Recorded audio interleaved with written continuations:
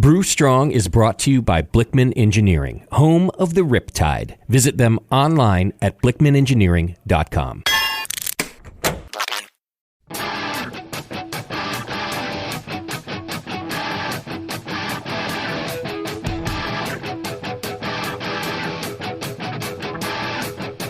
Brewers, it's time for the beer radio you've been looking for.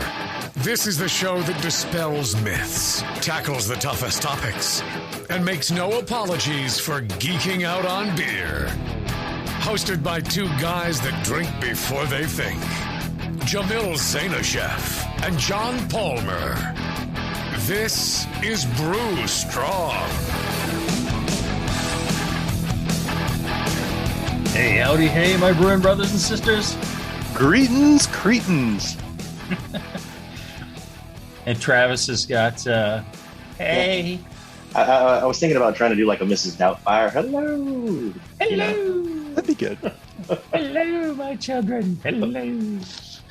Hello, everyone. Welcome back to another episode of Brew Strong. Yes, indeed. Well, I see we find you at home today. Yeah.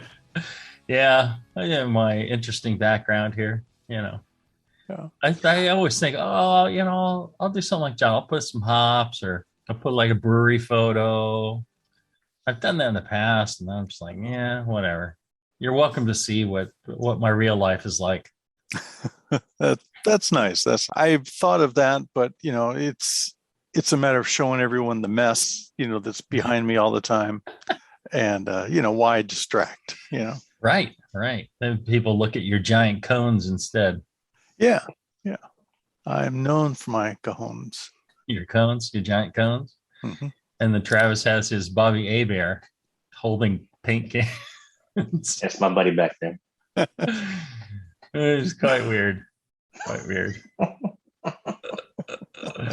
Oh, I love it. It just paste a couple of hops on those paint cans, and then it'll look reasonable. Right, there you go. Or just swap them out with hops or beer cans. There you go. Either one of those, yeah. Turn them Can of Pliny, giant beer cans. You know who else is pretty weird is our good friend John Blickman. He has some giant beer cans, I believe. And he's got some giant cans. Oh yeah. We've got some sweet cans. But that sweet weird guy has been paying for the show, so you don't have to, for over a decade now. I mean, when you put it in those terms, that's right. It's like a long time. It's a legacy. Yes. We could probably calculate it out into fortnights, and however many fortnights it is. I'm just saying. It's a long time. So if you get a chance and you want to, give him some feedback, just feedback at blickmanengineering.com. Tell him how much you appreciate that he pays for the show, so you don't have to.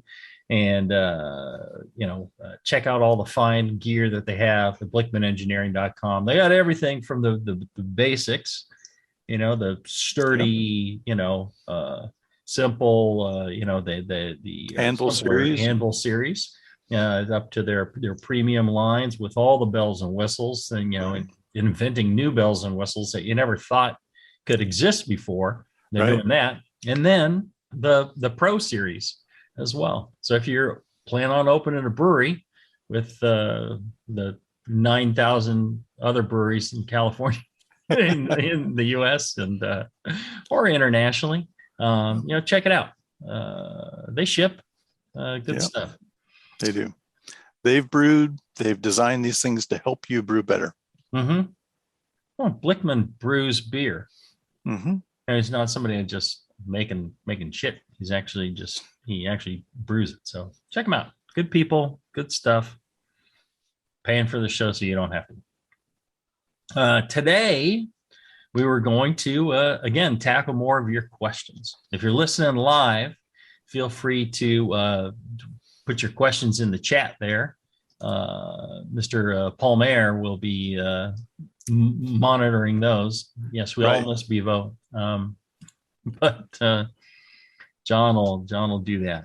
I got a question from Jason, who wrote, "Hi guys, I've been trying to find out if it is good practice to store sanitizer in fermenters.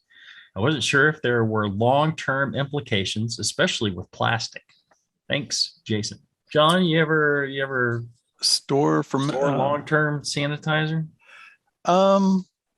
Yeah. In fact, I have StarSan and a couple of spray bottles placed strategically around the house where I happen to be brewing. Mm-hmm. Those have been there for a year and counting. No problems.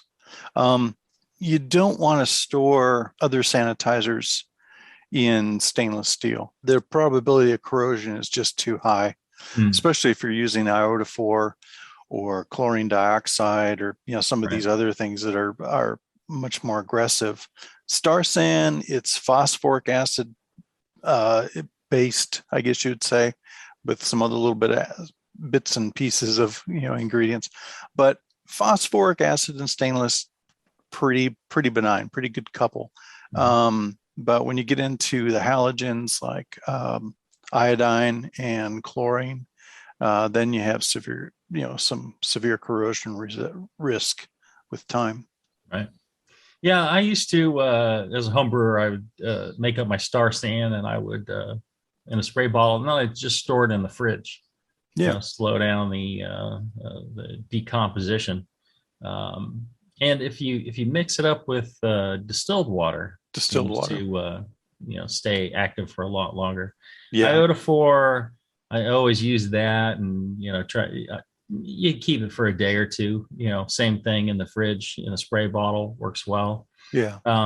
At Heretic, we mix up fresh acid sanitizer, which is what you call StarSan and Murray acid sanitizer every day, and refill all the spray bottles every day.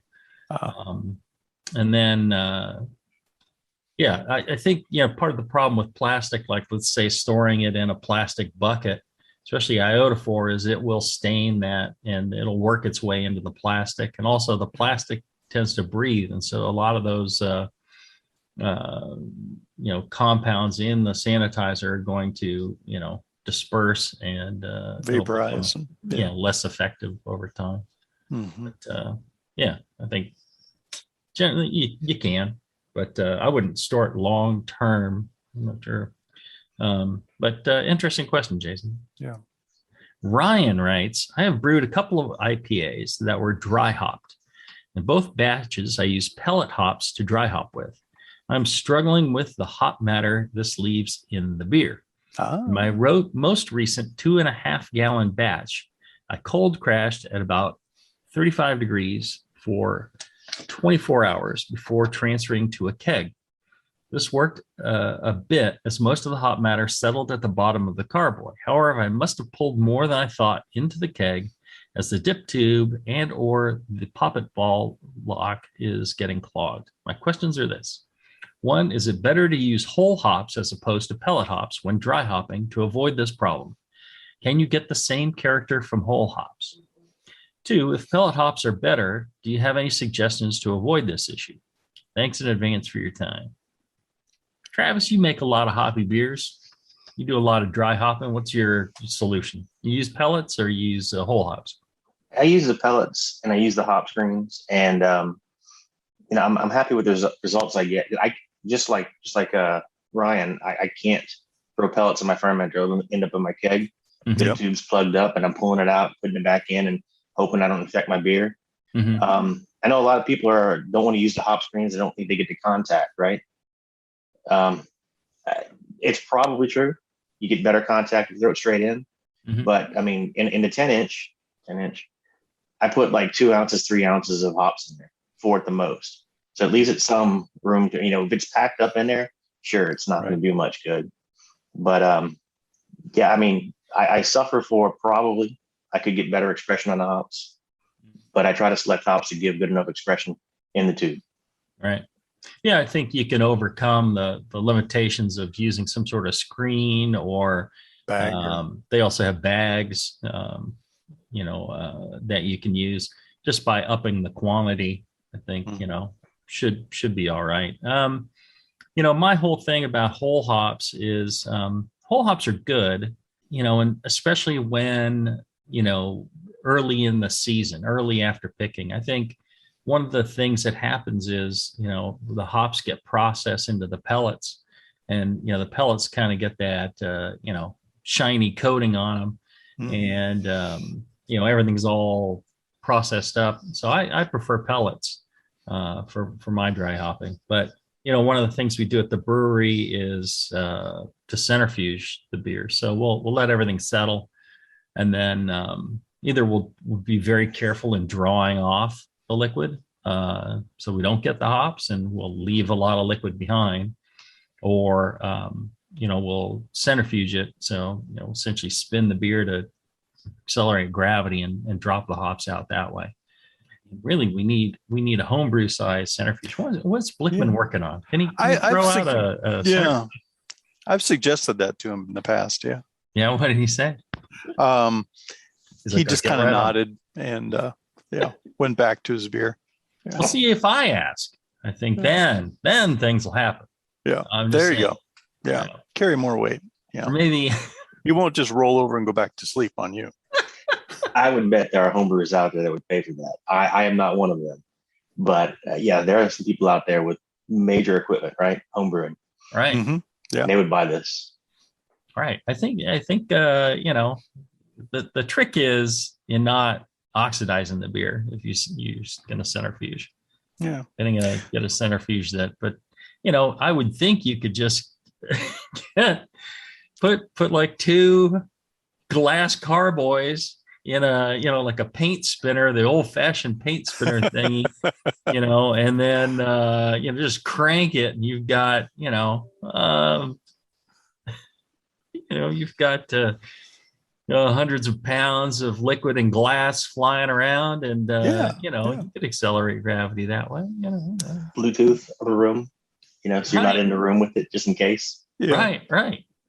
Yeah, motor it up. Jamil, Emil Salazar in the chat says he's been looking at cryo hops for his dry hopping, but his local homebrew shop doesn't carry any. Right. Have you used the cryo hop? Does that help in terms of hop matter in the beer? Yeah. So we've been using there's a constant stream of new hop technologies, I think, or formats, whatever you will, that have been coming out, and the hop suppliers are doing a lot of research on trying to provide all the hop goodness without all the leafy matter, because what happens is, it absorbs a lot of liquid and, it costs you quite a bit. So we've been trying a bunch. We just did a beer with Hopsteiner, Jay Prawl from Hopsteiner, and Kevin Drake from Alibi, who we went with Blickman when he won the in Tahoe City. Yeah. So we did a collab with them, and using all the latest technology and stuff, and the beer turned out great. The difference is, without that green matter in there, it tastes different. Yeah, just that aspect was missing, huh? Right. So that was, it wasn't totally missing. It was just very subdued. Mm-hmm. And, you just get used to, having that in there. I'm not saying that, it was bad without it, but it was different. Right. So I don't think you can take these new products and just, use them alone. Out. Yeah. You have to be aware that it's going to be slightly different. But they're good products. When you use the cryo, do you actually back off on your total hop mass, or do you use an ounce or ounce? Right. You back off. You don't want you don't use the same ounce for ounce, because they've removed quite a bit of the weight by removing that material there. What do you think homebrewers do? Pile it in. Ounce for ounce. Yeah, there you go. All right. Let's do this. Let's take a short break, and when we come back, we'll have more of your questions right after this. Hey, it's Kaylee Cuoco for Priceline. Ready to go to your happy place for a happy price? Well, why didn't you say so? Just download the Priceline app right now and save up to 60% on hotels. So whether it's Cousin Kevin's Kazoo Concert in Kansas City, go Kevin, or Becky's Bachelorette Bash in Bermuda, you never have to miss a trip ever again. So download the Priceline app today. Your savings are waiting. Go to your happy place for a happy price. Go to your happy price, Priceline.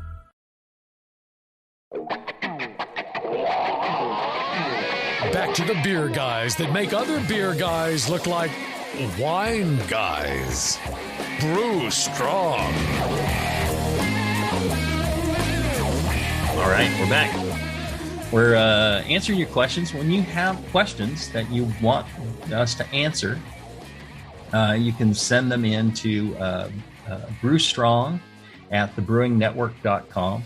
And while you won't get an answer to your email, you will get in the queue for getting your questions answered. So have patience. Some of them have taken 10 years to answer. Right. And we do occasionally reply to the email if it seems pertinent and right. And we're in a good mood. Yeah. Sitting around drinking and exactly. Yeah. But we do try to answer all your questions. We do one way or another. We do. Yes. We do try and answer your questions. Well, for example, Stephen has a interesting question here. Okay. He says, I had a beer contract brewed in a local brewery last year, a smoked porter, brewed for a bar nearby and to be served there exclusively. The brewery is known for clean beers and good fermentation. I brewed it with them. It was a good brew day. The mash passed iodine tests early on. Everything was quite meticulously sanitized going into the fermenter, and the yeast was the right amount of dry US-05 calao, stored cold and rehydrated properly. Around the same time, I was serving a beer from the same brewery at a small festival, and all the kegs, all from the same batch, were fiercely overcarbonated, totally untappable. A local bar also had this problem with another of their beers. Anyways, a few months after brewing, we gave it over a month in the bright tank and then a month in kegs. My beer went on tap and was well received. Definitely a love-hate beer, but fermentation was very clean. After a few months, what do you know? Up came the carbonation level. Kegs are stored at cellar temp at this bar. Normally, I think this is a no-brainer. It's wild yeast, but in all cases I've experienced of wild yeast contamination, there's been, to some extent, cloudy beer and off flavors. Of all three of these overcarbonated beers, there was no off flavor and no cloudiness, although mine was dark as night. The others two were light in color. The brewery took responsibility. They refunded me for the bad kegs at the festival, and they picked up my overcarbonated kegs, transferred them back to bright tanks, and let off gas, refilled the kegs, re-delivered, and all was okay after that. Even months after this, there was no obvious off flavor. However, when pressed for an explanation, the brewery guys start coming up with any old bullshit to explain what happened. The local malt contains ungelatinizable starch, this, that, and the other. And the latest one is along the lines of, well, I'm not surprised the fermentation restarted because of the amount of roast and smoked malt. What the fuck? Are you serious? Apparently. So I ask you two, what do you see here? Is there any possible explanation other than low-level wild yeast? Thanks. The issue is diastaticus, probably. Yeah, that's what I'm thinking. Because what that will do is it will make for obscenely high overcarbonation, and it's pretty flavorless, although you will get a thinning of the beer as well. So, it's something that's got a lot of specialty malt and has a lot of viscosity that way. You may not notice it quite as clearly, but Diastaticus is in most breweries, and unless you have a way to test for it, we use PCR testing at Heretic to determine if there's Diastaticus present. It's very easy to, get that infection in there. And if they're not, really meticulous and, using heat and things like that at this brewery on their fermenters, they're picking it up that way. So I'm, if I had to bet money on it, I would tell you it's Diastaticus. That's clearly the problem. That's what I'm thinking too, because as you say, it doesn't generate off flavors, but it tends to eat up all your dextrins, and you tend to lose flavor depth in porters and stouts. I mean, it's still carbonated, still tastes like beer, but the malt depth isn't, the complexity isn't there. Yeah. And as you say, identifying it in a brewery can be difficult because it is Saccharomyces cerevisiae. It looks exactly the same as the other yeast. If you look at it under the microscope, you don't see bacteria, you don't see strange, elongated cells or anything. It looks the same. It's just there's this genetic difference that it carries an extra gene that allows it to break down dextrins into glucose. It's a amyloglucanase type enzyme. Yeah, there's we use PCR because it's quick. It's, a few hours. It's not cheap, but there is a media for people who can't afford the PCR. There is a media available from I'm not sure who it's from, that will allow you to determine if you have Diastaticus in a like a litmus test kind of thing. Yeah, you plate it out like you do with any of the differential media. So this particular product is out there, and that's what we started with. Just takes a little longer to do. Yeah, and it takes you a few days. Well, guys, for home brewers, we use StarSan, and it doesn't necessarily kill Saccharomyces, right? Oh, it does. Yeah, it will. Yeah. Okay. It's StarSan is limited by the organic load that you put on it. So that's why you can, sanitize a fermenter and then immediately fill it with your wort and pitch, because the organic load and the buffering there overwhelms the conditions that make it sanitize the surfaces. Gotcha. And so, it doesn't end up killing your yeast. But if you have residual yeast, like on the side of the fermenter that didn't get, wasn't thoroughly cleaned or something, and you sanitize it, it should kill, that residual yeast. But it's like I say, it's a matter of the total amount of material that you're trying to get rid of. Excellent. Well, here's an interesting one for anybody who wants to open a brewery. Tim wrote about the South Coast Air Quality Management District. Oh. I'm not sure which coast he's talking, but he says, "Hi, Jamil and John. I love your work on Brew Strong, and I've listened to just about every episode available. Through the show and your writing, you've been able to answer just about every question I could come up with, and then some. Well, now I found one you haven't addressed. I'm putting together a small brewery out in Westlake Village. Yeah, it's LA. Yep. 5 Threads Brewing Company. Okay. You know them? I've heard of them, yeah.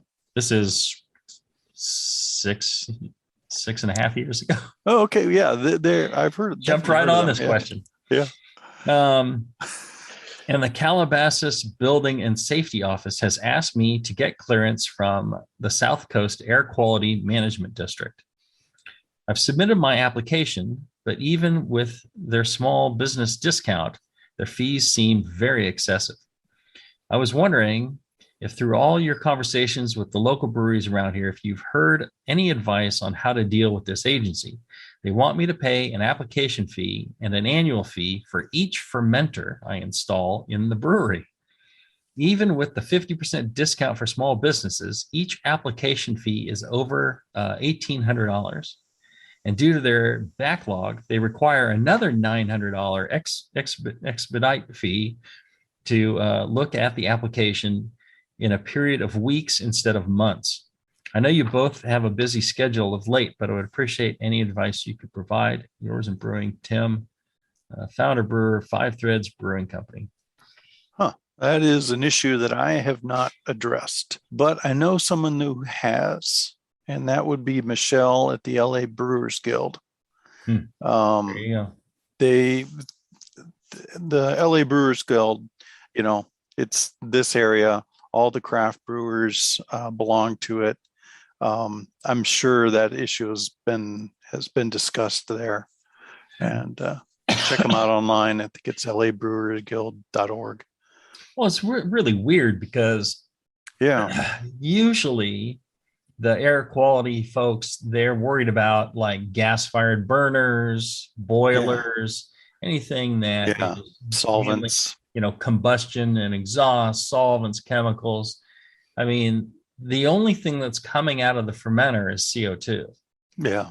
And that's it. I mean, it's a product of fermentation. If you're baking bread, you have CO2 coming out of the bread too. Yeah. When you let the dough rise. So why they require that is just bizarre. I mean, I hesitate to say that it's a mistake at the county side, but they're being overly cautious, if you ask me. Yeah. And it could be that, in the sense he wrote this message, that it's been resolved and rules and regulations have been fixed to address it. But I don't know. Curious to find out if it has been fixed. Yeah. If it wants to email us, let us know. But that, to me brings up, the point that I've made in the past of, know the location that you're going to open a brewery, find out what kind of restrictions they're going to put on you and what kind of fees they're going to charge you before you decide on it, before you sign a lease. You need to, investigate all these things that can, make it hard to run your brewery. If you, if you got to pay $1,800 per fermenter every year, wow, that is steep. Yeah. And go big. Don't get as many fermenters, get bigger ones. Right. Get bigger ones. Exactly. So you don't have to use as many. Yeah. But I find that fascinating that, he's had to pay these fees and long months of waiting time. If you want to add a new fermenter, you got to wait months for your application to go through. Yeah. Before you can put a fermenter in. Like, oh my God. So that's definitely like a little local thing that doesn't occur elsewhere, because I didn't have that. And I'd never heard of that before. I might have heard of it before. We may have actually covered this before. I don't know. Well, you're in Northern California. I mean, so you have an air quality management district probably, but there's several around here. Yeah. And ours is particularly strong. LA, but Smog City, right? Home of Smog City Brewery, in fact. So it's I'm surprised that carbon dioxide from a brewery is on the list, but then again, I'm not too surprised because I can see where they would definitely cover that. But I think probably more from an industrial usage point of view rather than breweries, right? Because as you say, bakeries would have the same problem, right?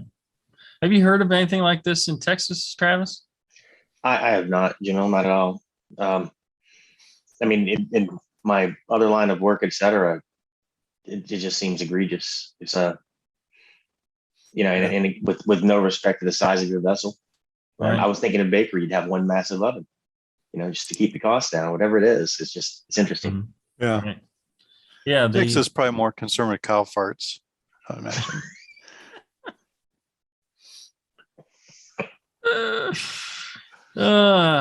Let's see. Christopher has a calcium oxalate question. According to the chemistry, calcium oxalate forms through the interactions of organic acids calcium ions and carbonates, and the formation is increased in a CO2-rich environment. Essentially, increase the concentration of individual compounds in beer stone, and you have a higher probability of it precipitating out. However, the conventional wisdom in breweries is to add calcium to both the mash and boil to prevent calcium oxalate formation. I'm not sure if that's the reason for adding it to the mash and boil. Right. I.e., oxalate is produced from having too little calcium in the brewing process. Right. It seems counterintuitive to me, as precipitates generally don't form when ion concentrations are too low. Additionally, adding calcium creates an environment where more of the beer stone forming compounds are present at higher concentrations, which should favor precipitation. Can someone help me out with this? Thanks, Owen in Louisville. Yes, I can. Yeah, the reason we talk about adding calcium to the brewing water, to the mash, is that if your water is low in calcium, and you mash in, you're going to have kind of a low to threshold amount of calcium that can react to form calcium oxalate. And that potential can make it all the way into the bottle. And then with time, that calcium oxalate can precipitate in the bottle and cause gushing. Whereas if you add sufficient calcium up front in the mash, then you can get all that calcium oxalate to precipitate in the mash and leave it behind. And so that the oxalate, the organic acid gets precipitated out early, doesn't make it into the bottle, and therefore no gushing problems. So it's another reason that we advocate increasing calcium to a minimum of 50 ppm in your brewing water, is to help encourage that precipitation during the mash and boil, so it doesn't make it in the bottle. And also for the yeast, for flocculation and all the other reasons we add calcium as well. So is there a reason, John, why it would make it past the mash but end up getting stuck in your fermenter, which maybe that's what Owen's asking about? Yeah, I mean, it's just a lot of these precipitation reactions, depending on the concentration, are slow.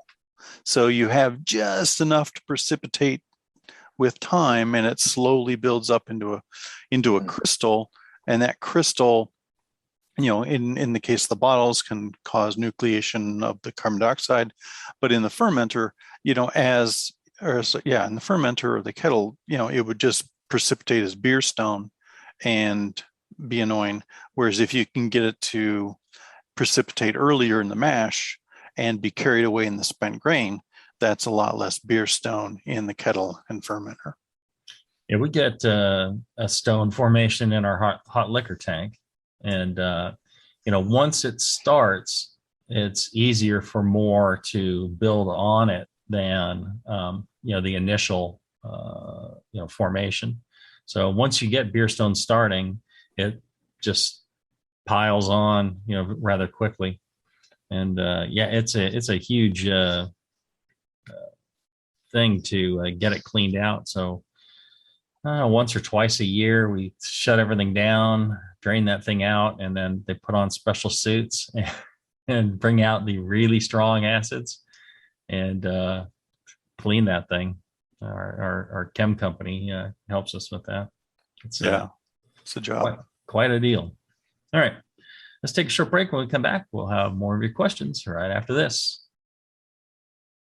Are you looking for a simple brewing system that's great for all grain brewing, but everything on the market seems to be full of compromises? Blickman Engineering has the answer. The Blickman Brew Easy All Grain Brewing System. The Brew Easy is a complete system with easy upgrades and a beautiful compact design, perfect for any size brewing location. At its core, the Brew Easy is built on two gorgeous Blickman Boilermaker brew kettles, a high-temperature March pump, and either a top-tier gas burner or the new Boil Coil electric heater. The Brew Easy adapter lid allows the pots to stack on top of each other, forming an efficient, strong, and compact brewing setup that comes in 5, 10, and 20-gallon batch sizes. Upgrade your Brew Easy system with full automated control by adding a Blickman Tower of Power temp controller, and make moving around easy with the Blickman Kettle Cart. The Brew Easy is modular. If you already own a Boilermaker kettle, you can build your Brew Easy by purchasing just the modules you need. The new Brew Easy all-grain brewing system. See it today at BlickmanEngineering.com and brew with Blickman quality on your new Brew Easy.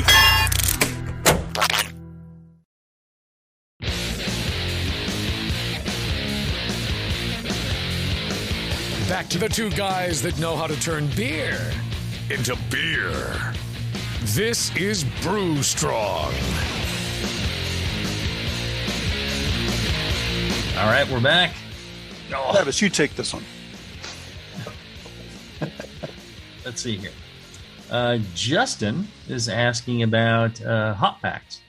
He says, "Hey guys, love the show. Blah blah blah. Please blow some awesome smoke up John Blickman's ass. His products in this show had amazing results on my beer quality. He makes 10-gallon batches, mostly IPAs and bitter styles. He is chilling with and uses a hop rocket and a plate chiller. Mm-hmm.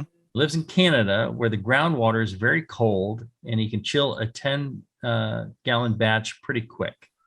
His question is, can I chill the batch too quickly with 1 to 2 ounces of hops in the hop back when brewing IPAs? I can easily slow the chilling process down, but I don't know if there is a good reason to do so. Thanks, Justin."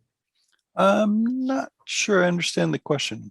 Yeah, is he transferring too fast through the hop back? He's going through pretty quick, he thinks, and he wonders if going slower would improve his result. In a hop back, contact time does matter. Mm-hmm. So, slower, longer, should extract more from the hops in the hop back. Right. Right. It depends on how much you're using, how large your batch is. I mean, it may be that very quickly running it through, you're already extracting everything you're going to extract. The total time it's taking is already, plenty. It may be that you're putting a lot in there and it's extracting, most of it, but not all that it could extract.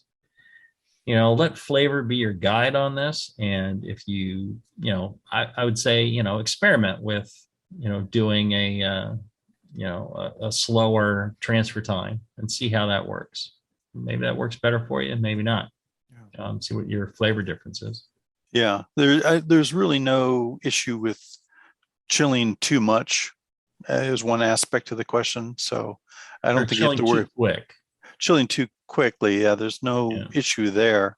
I think you've got it where he's concerned about running the work through the hop back too fast and losing extraction, perhaps. Yeah. Hey, Travis, have you ever used the hop back? I've done things similar before, not quite that. I'm still scratching my head, wondering if he's bringing his beer back into the kettle through the hop back, and that's what he's trying to slow down. Didn't sound like it, but I mean, he may. It sounded like he was running through a plate chiller. Mm-hmm. So he's probably going through the hop back and then through the plate chiller. And straight to fermenter, right? Because he's going pretty quick. One of the things, you might try today, it's become quite common to lower the kettle temperature down around 175 Fahrenheit, 170 to 175 Fahrenheit, and then use that through a hop back or whirlpool to introduce your hop character. The reasoning being you're blowing off less of the volatiles, you'll get more hop character. So you might try that.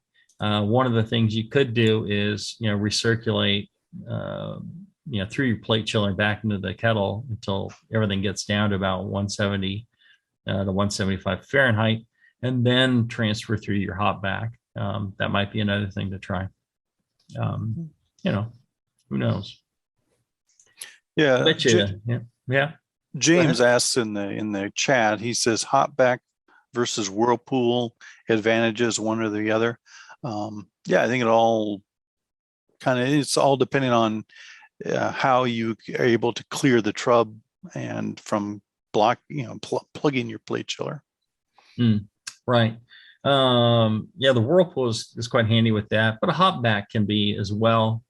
If you have a good bed in the hop back and it's large enough, the hop flowers will catch the trub as it comes out. I think you generally can add more hops in the Whirlpool than you can in a hop back, unless you have a really big hop back. So that's one of the advantages there. And you can, extend your contact time to, as long as you want in the Whirlpool.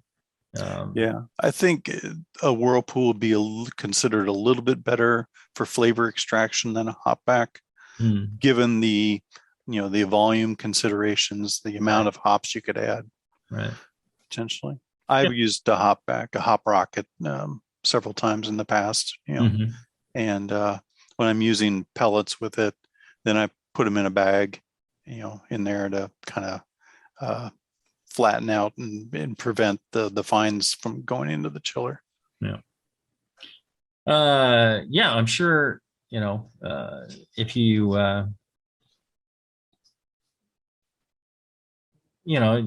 again, it just depends on flavor and what it is you like and what you're trying to achieve.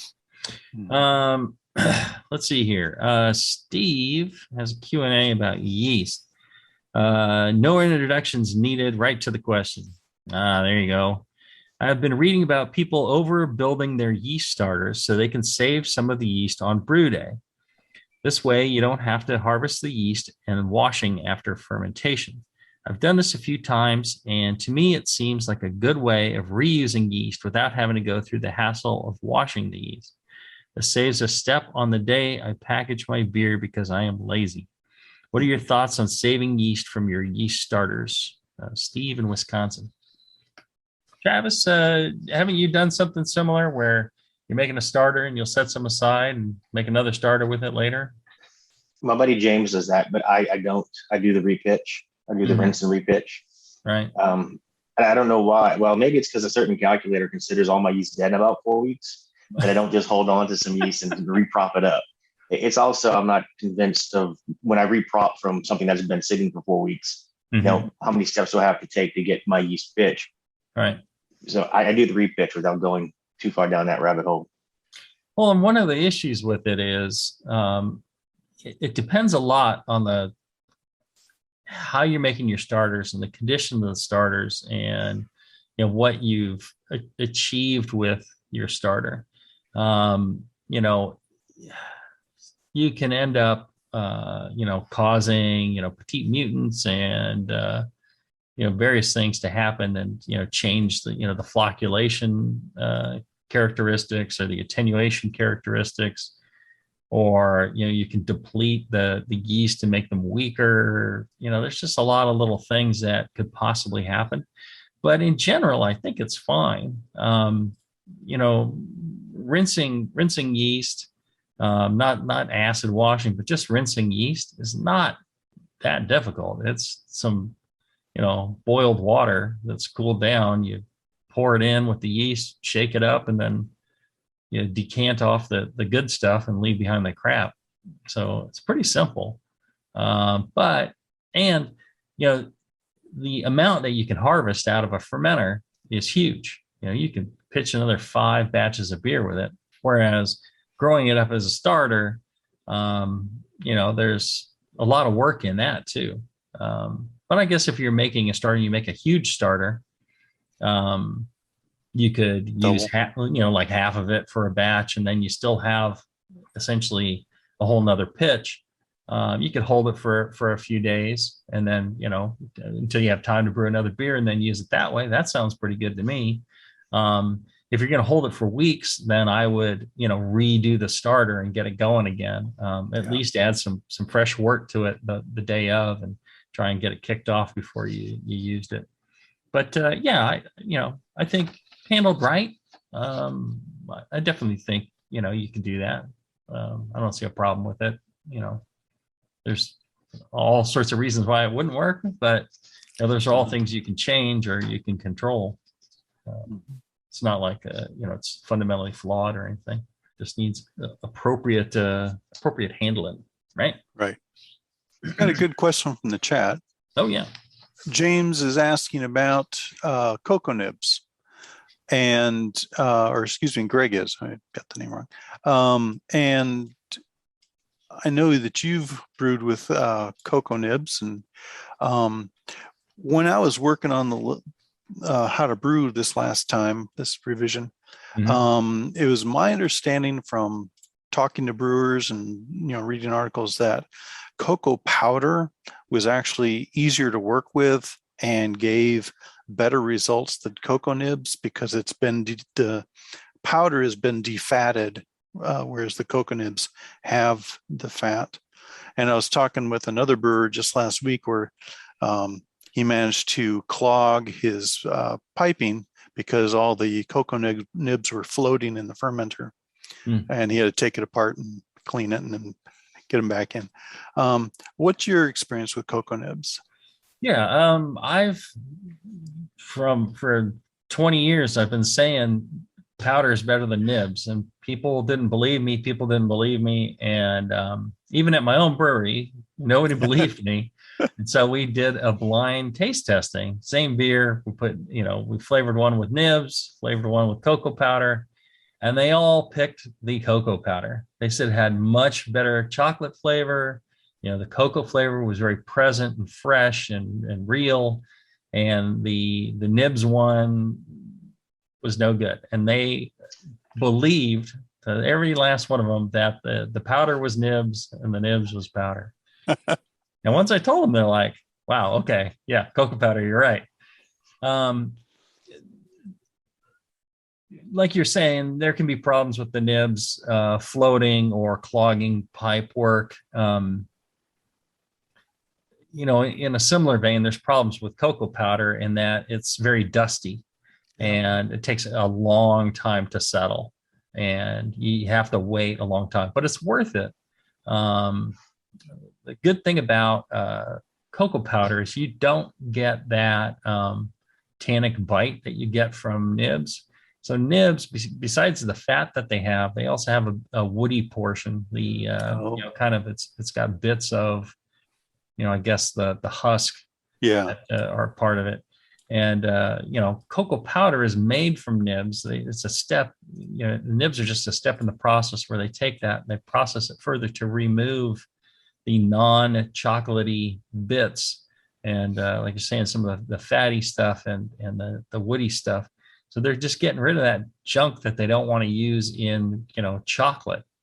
And when they make chocolate, that their process is, to make the cocoa powder and all that.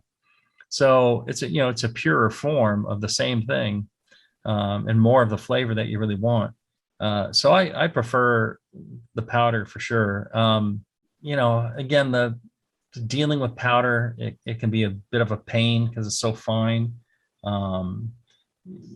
You could, before we had a centrifuge, we would let it sit for, weeks, and we'd use finings to try and, pull the cocoa powder out. And that works, for the most part.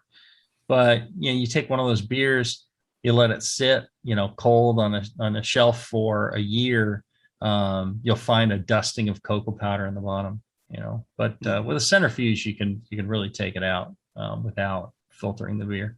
You could filter too. That's another possibility. One of those, plate filters or whatever that they have at the homebrew shop. Speaking of homebrew shops, our friends RJ and Josh at Brew Chatter in near Reno, Sparks, Nevada. I'm sure they've got filtration options for you if you're interested in filtering out cocoa powder out of your beer. They can tell you how and sell you the equipment too. Good folks. They're wonderful guys that are passionate about brewing, and they'll readily share their information with you. So check them out. I'm going to be up there the 16th. Is that next weekend? Yeah. On Saturday. We're gonna do a little release of the Mo Horny, and we're gonna do some brewing there and have some fun. So I'm looking forward to that.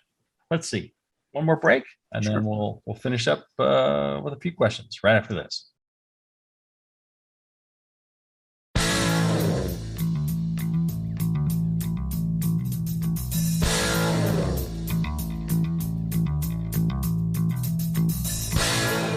Learning to brew has never been so disgusting. This is Brew Strong. All right, we're back. We're doing live Q&A. If you have questions and you're listening live, you can just ask them in the comment section there. John's keeping an eye on that. Feel free to ask your questions there. And then if you're not listening live, you can always send us an email, brewstrong@thebrewingnetwork.com, and enter your questions in that way. And we're happy to get to them as soon as possible. You are next in the queue. The expected wait time is about 7 years. We will get to it. I'm very sorry. Let's see here. Brennan was asking about books for the aspiring commercial brewer. Brew Strong Crew. I'm looking to get my foot in the door in the brewing industry. I would like to know if there's any literature out there that would be beneficial for an aspiring commercial brewer to further his education. I'm both a home brewer and an avid reader. I've read and regularly look back to passages of How to Brew, Brewing Classic Styles, and the 4 books of the Brewing Elements series. I've listened to your Get a Brew Job radio show, and I know you mentioned the benefit of having a certificate from one of the big brewing institutes. I don't have the money to afford a degree from any of my options, but following the advice from Frank Zappa, if you want to get laid, go to college. If you want an education, go to the library. See, this is why I enjoyed college so much, I think. Yes. I think, just to think back on it, that was really a wonderful time. I think I could use my reading skills to acquire some of the knowledge without taking out a new student loan. If only I knew what to stock my personal library with. Thank you, and I appreciate the show, Brennan. Okay. John, with the MBAA, they've got a lot of books. Such. What do you? There's a whole huge catalog of brewing books. Yeah. And I would also add, great source of documentation. The MBAA. Right. I would suggest, it's not cheap, but if you are a student. Speaking of school, they essentially have what amounts to student accounts. Mm-hmm. But even if not, I think the vast warehouse of knowledge and materials that's available through the MBAA is quite beneficial, and the books that they have there. And it depends on what aspect of brewing you feel like you need to learn more of. For commercial brewing, a big part of it is packaging. And packaging is the thing that, everybody thinks of brewing as making wort, and that's the thing that they focus all their time on. Yeah. And I'll tell you, it's certainly an important step, but so is, sourcing your materials, the logistics of getting your materials. Once you have wort, how to cool it properly, how to pitch properly, pitching the right amounts, having the healthy yeast, making sure everything's sanitary, testing for contamination, and then packaging. Packaging's a whole nother world in and of itself, where things, where you can have what is a perfect beer, but if you don't have perfect packaging, you've now ruined your perfect beer. So, that's a huge thing to learn about, as is the logistics of, getting the beer out to market, in good condition, and ensuring that, it's available to the distributors and the retailers, and, managing your costs so that you can actually sell it at a reasonable price and make a profit. Yeah. Making the beer is the easy part. It's the selling of the beer that's the hard part. Right. Yeah. If you didn't have to sell beer, owning a brewery would be great. So, I'd say any of those parts, those are the things you should be, trying to study up on, make you much more valuable. Because if you go to, a brewing school such as UC Davis, Siebel Institute, American Brewers Guild, Steve Parks thing out there on the East Coast, any of those and any of the other fine institutions that I haven't mentioned. I think they're doing one in San Diego now, aren't they? Yep. Our local community college has brewing classes now, and I know that they're not that expensive. Community college, they really try and keep their costs down. In any of those, they're going to teach you not just making wort, they're going to teach you about, production of beer, because that's what commercial brewing is. It's not, brewing and having a good time and hanging out. It's production, almost manufacturing. I know that's always a bad, evil word when people are talking about, craft beer. You're not supposed to talk about it as manufacturing. It's supposed to be, but it's literally what it is. Oh, see, he's got a book, Beer Packaging. It keeps popping in and out of the hops, but that's Beer Packaging is a book offered by the MBAA, mbaa.org website, the shop. They'll have a whole bunch of beer books, beer production books there, and this is one of them.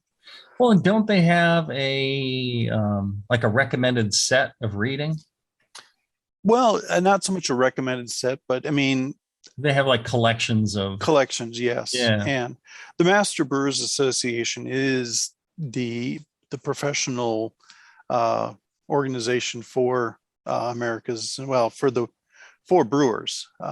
It covers not just North America, but also South America and Europe and so on. It's worldwide now.